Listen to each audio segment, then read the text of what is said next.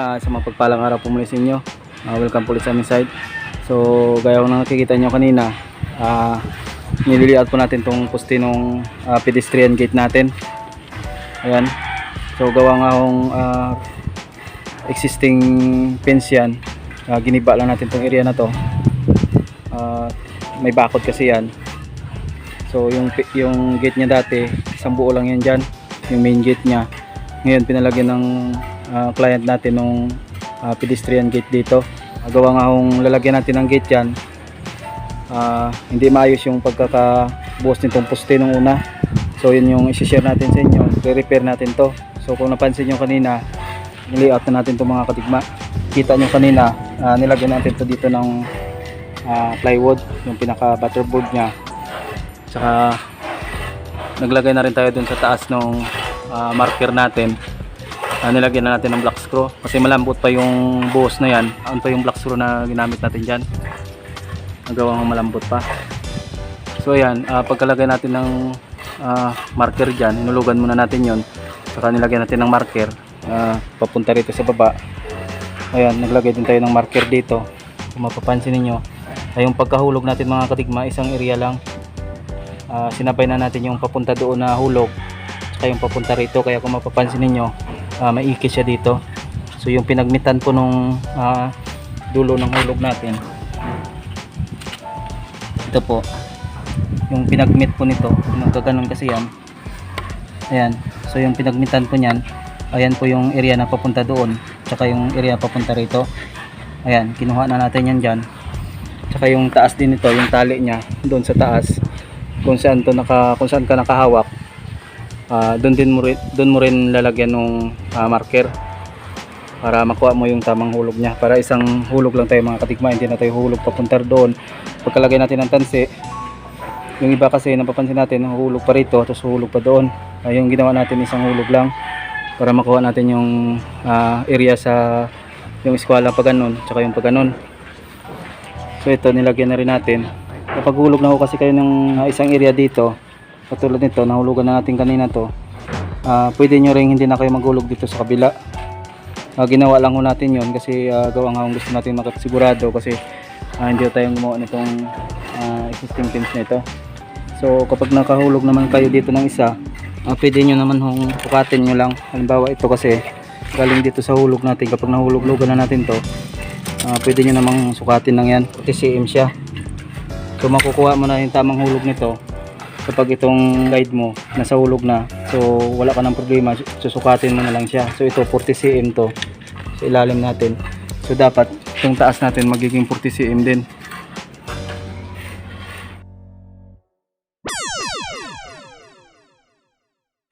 Ayan, so kung mapapansin nyo, nasa 40 cm din siya.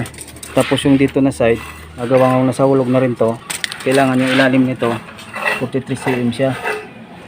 So malalaman natin yan kung nasa hulog tong taas kapag 43 cm din to. Ayan, 43 cm din siya mga kadigma. So dapat kung 43 dito sa kabila 43 din. So check natin.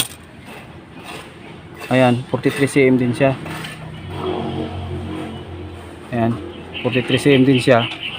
So yung area na to kabilaan, itong nakaharap rito tsaka yung likod nito dapat parehas, so 43 siya.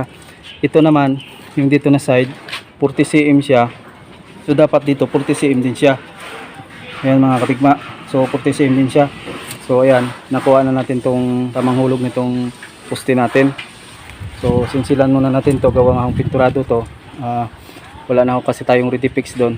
Ready fix sana ipapahid natin dito para hindi tayo magsinsil. Kaso nga lang naubos na, so obligado tayo magsinsil ngayon. So sinsilan natin yan para kumapit yung mortar natin. So ganun din dito, sila natin yan para mas lalo siyang kumapit. So yan po yung isi-share natin sa inyo ngayon mga kadigma, kung paano yung paghulog ng poste tsaka kung paano yung paggawa nyan, pagplastering. So samahan nyo ako ulit.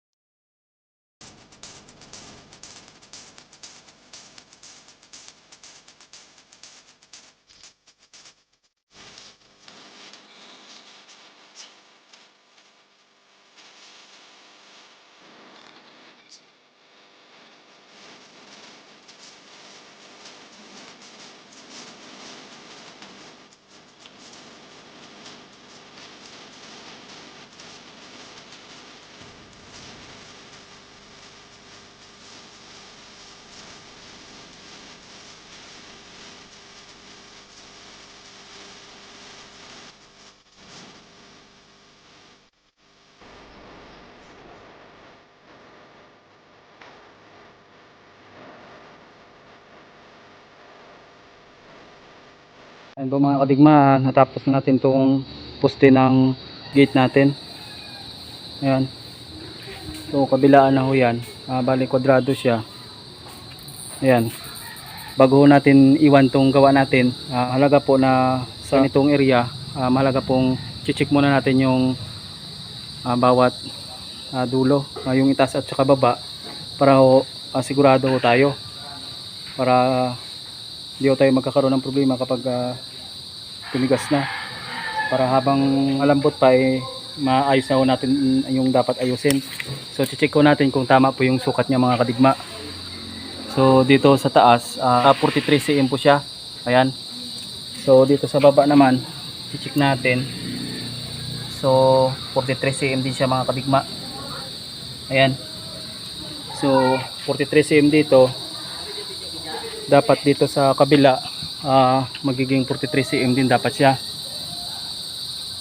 Ayan, 43 cm din siya. Dito sa baba dapat 43 din siya. Dito sa kabila naman mas maliit kasi ito. Ayan, pero ang malaga dapat nasa hulog siya tsaka sa tama siyang sukat. Ayan, 40 cm din siya mga kadigma. 40 cm ito. Dapat dito sa ilalim 40 cm din dapat to. Ayan, 40 cm din siya. So yung kabila nito dapat 40 cm din.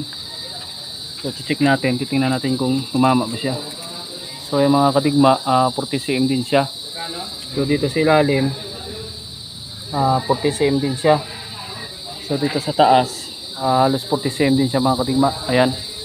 So okay po yung gawa natin. Mahalaga po yan kapag paplastering tayo, lalo't mga kantuhan, lalo't ganyan na area, mga poste. Mahalaga po yan na check natin bago natin iwan, kasi mahirap po kapag matigas na yan, mahirap mag-repair. So magsisinsil tayo yan kapag wala sa hulog tsaka sukat. So ayan, na-check naman natin na to, okay na rin siya. So pwede na natin siyang iwan. So bukas na natin tatanggalin yung butterboard natin dyan na plywood.